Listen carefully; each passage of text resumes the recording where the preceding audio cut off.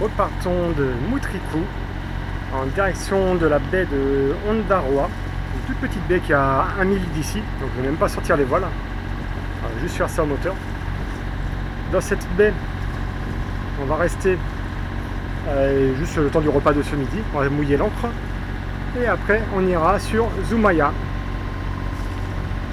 Zumaya qui doit être à 3-4 milles d'ici, donc là on sortira les voiles pour le coup.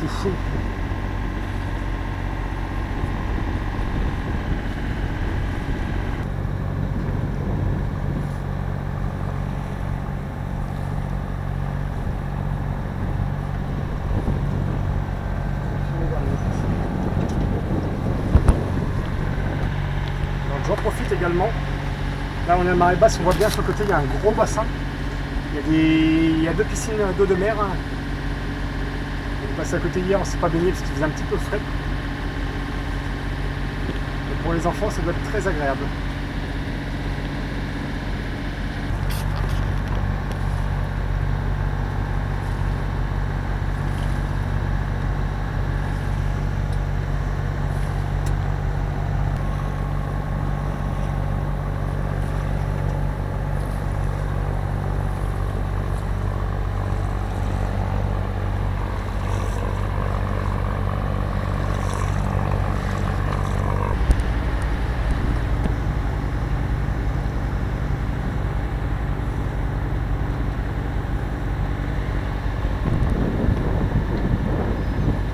Il y a un jour de soleil, 2 jours de pluie. Un jour de soleil, 2 jours de pluie. On est resté bloqué au port pendant, on est resté au port pendant 2 jours parce qu'il y avait la météo qui était quand même assez moyenne. Aujourd'hui on a un peu de soleil. Je ne sais pas si ça va durer très longtemps. On a cru qu'il allait pleuvoir aujourd'hui, mais finalement il y a quand même une petite trouée.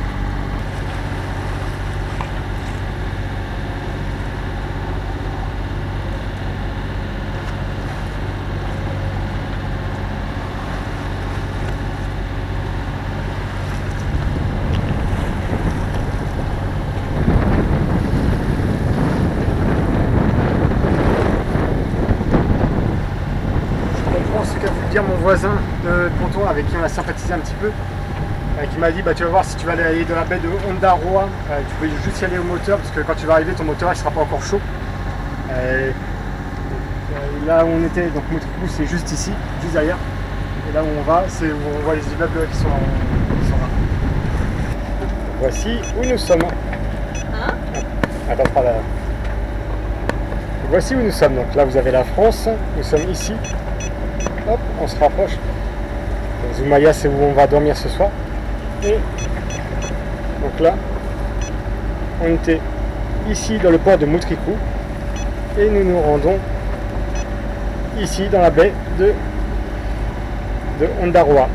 On mange ici, puis après, juste derrière nous, le bateau copain qui nous a donné plein de conseils sur les endroits à faire ou à ne pas faire. Donc nous, on va s'arrêter dans la baie de Ondarroa et lui il va aller beaucoup plus loin, il va sur Bermeo, là il se fait 4 heures de navigation et il risque de se faire 4 heures de navigation au moteur parce que le vent de face avec un petit bateau comme celui-ci c'est plus agréable. Et sur le côté les bateaux copains, on se fait doubler par un petit bateau.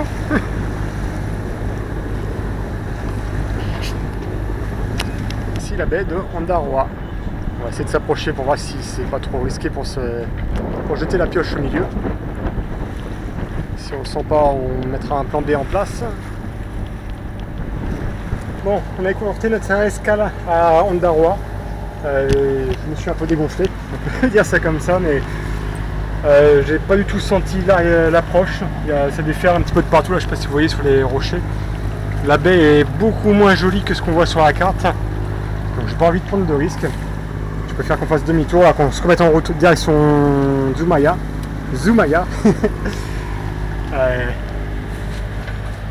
Donc je vais peut-être sortir un petit bout de voile, je sais pas encore, on va déjà préparer à manger pour le bébé.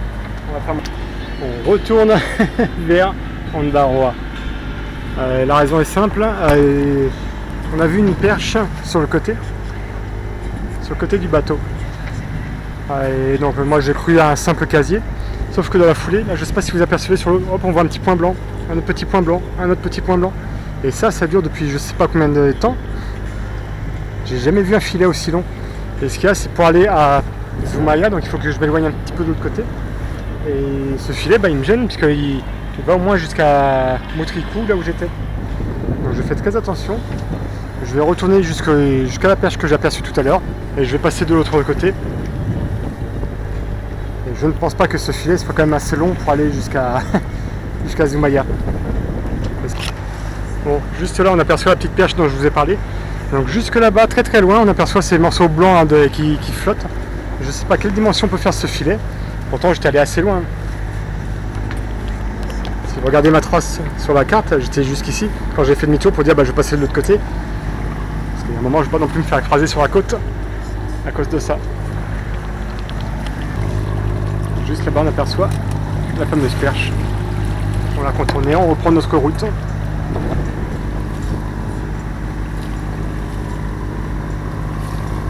Canal 10, 10, Punta Balea y Canal 74, 74, Betania.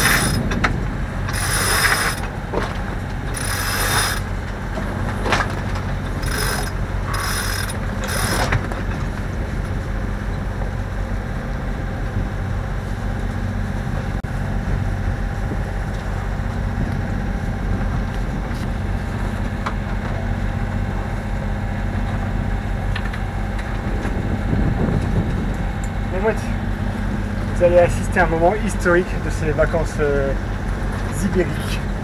Écoutez bien. C'est là où tout se passe. On est à 5 nœuds, on va voir combien on retombe. J'ai perdu les Louis, j'entends plus rien. Ah bah non, c'est parce qu'on est à la voile. Avec un petit 4 nœuds 3, si ça se maintient, c'est top du top. Ah non, 3 nœuds 5. On va voir, de toute façon on n'est pas pressé. Vu qu'on a dû changer nos plans en dernière minute, on ne peut pas manger là où on voulait, on va se laisser bercer, on va se laisser porter un peu. On va profiter un peu là, essayer de reposer un peu le moteur. Ça va lui faire du bien. Qu'est-ce qui se passe sur Mouettensi? Regardez, on a à peine 3 nœuds devant, arrière ou à 3/4 arrière ou de travers. Les voiles ont énormément de mal à tenir, ça flappe, ça ne tient pas. Vitesse de fond, on fait 2 nœuds 2, 1 nœud 9.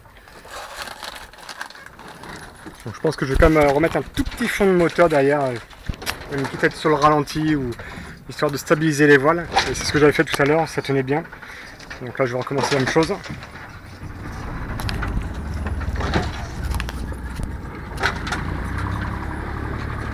Et quand ça flappe au vent, c'est pas bon pour les voiles, ça les abîme. Bon, l'entrée de Zumaya, qui a l'air pas périlleuse, mais bon, en tout cas il y a pas mal de rochers autour, donc on va pas faire n'importe quoi. Déjà, on va les appeler.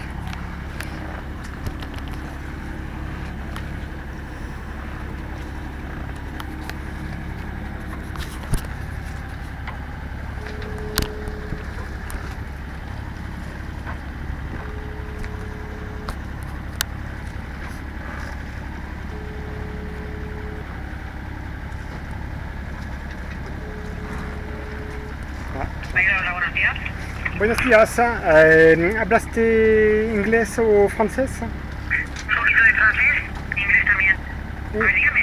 Okay, this is a sailing vessel Mouettensi. I'm in front in the front of the channel of the Zumaya. Me te digo bien. Je n'écoutais pas bien. Vous parlez français? Ah, que sí, Ok. Je suis devant le canal. Je suis un voilier de 11 mètres par 4 et j'ai besoin d'une place pour 1 ou 2 nuits. Ok. Voy a intentar en español. Me gustaría una litera por una noche o 2 noches para... Ah, bueno, una reserva, vale. Ce n'est pas possible de réserver, mais il n'y a pas de problème. Combien de long le bateau? 11 mètres. 11. 10 mètres. 11. Ah, 11, il n'y a pas de problème. Vous venez ici, à le ponton de l'Erasol, que c'est à côté de la piscine, ici. Après-midi, c'est la marinerie ici, il te va donner la place. Il n'y a pas de problème. Vale? Ok. Aujourd'hui, de nuit, il n'y a pas de problème. Ok. Et où est la piscine? La piscine, si vous entrez dans les portes, c'est en face, vous allez voir le ponton de l'Erasol, et encima, c'est la piscine. Et vous allez voir, c'est la piscine blanca, et c'est muy fácil, c'est très facile. Ok. C'est en face, si, c'est un petit porte, c'est en face. La mitad là, et après, au final, c'est le ponton de l'Erasol à la piscine. À côté. Ok. Et il faut que je vous rappelle à la VHF en entrant ou ce n'est pas la peine? Comment? Est-ce que je dois vous rappeler à la VHF en entrant dans le port? Ah non, ne te préoccupes. Ne te préoccupes. Ah. Allez, à quelle heure tu vas venir? 10 minutes. 10 minutes. 10 minutes maintenant. Si sont 10 minutes, il n'y a pas rien parce que je suis ici, mais je vais aller maintenant. Mais après, à 3 heures, c'est mon collègue. Vous venez ici, vous restez le ponton de l'Erasol, ok? Je peux mettre sur quel ponton en attendant 3 heures? Comment? Quel ponton? Je parle espagnol, je vais dire. ¿Cuál es Ok, ponton? mais il n'y a pas de problème. Normalement, tout le monde, c'est français ici. Nous parlerons français, anglais. Ok. Un petit peu. Il n'y a pas de problème. Ok. Vale, lo digo que c'est normalement, j'ai fermé la piscine à 1 heure, je suis ici, mais je vais aller maintenant déjà. Oui, c'est ça. Mais après, vous venez ici, le ponton de l'Erasol, vous restez ici, en attendant, un petit peu, après, le donner à la place. Vale? Ok, pas de problème. Ok. Pas de problème. Merci, au revoir. Au revoir. Bon, c'est pas un grand moment de solitude, mais on sait pas trop des fois s'il parle français, s'il parle anglais, s'il parle espagnol. Et moi non plus, des fois je sais plus dans quelle langue je parle. Bon, d'après ce que j'ai compris, il est fermé entre 1h et 15h. Il faut qu'on prenne une place où, je sais pas. Donc je pense qu'on va prendre la première place accessible et puis on va attendre 15h. Ça nous laissera le temps de manger sur le bateau. Et dès que lui il rouvre, il nous indiquera une autre place où on pourra enfin s'amarrer pour une nuit ou deux, là, comme il nous a dit.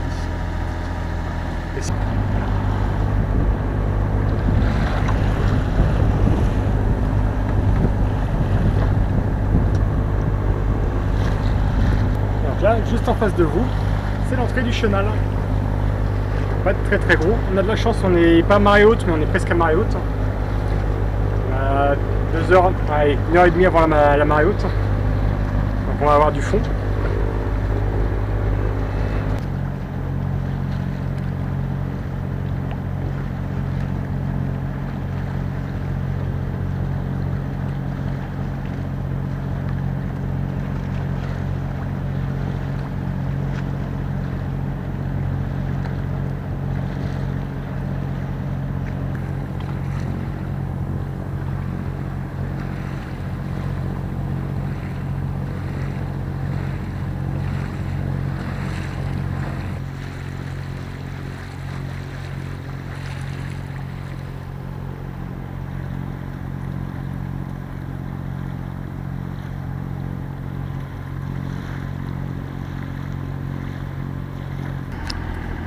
À chaque fois que je vois une mouette comme ça sur l'eau, je me pose toujours la même question.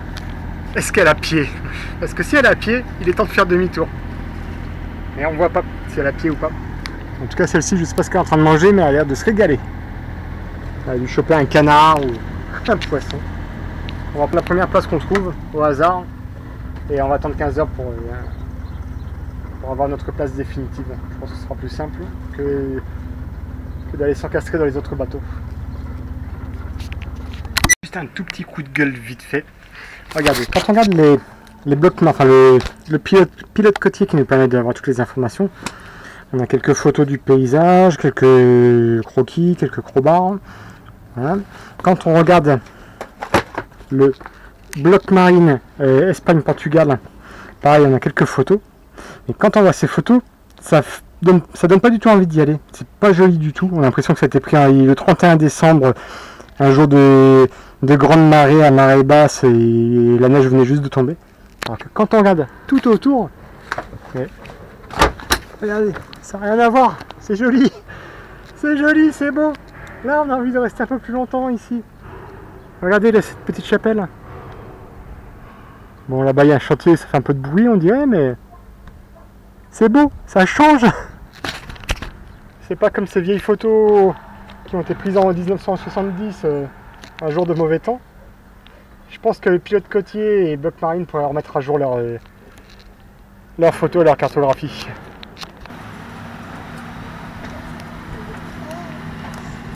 Et voilà, encore une grande première à bord. On vient de se faire contrôler par la douane. Bon, des gens très très gentils qui sont montés à bord pour prendre notre identité, nous poser quelques questions. On était un petit peu inquiets parce que au début il commençait à nous parler en espagnol, on ne comprenait pas forcément tout, et puis quand il nous a dit qu'il parlait anglais, bon, ça simplifiait les choses. Et donc ils ont vu qu'ils avaient affaire à des gens bien, des gens sérieux, des gens très sympathiques, agréables, tout ce qu'on veut.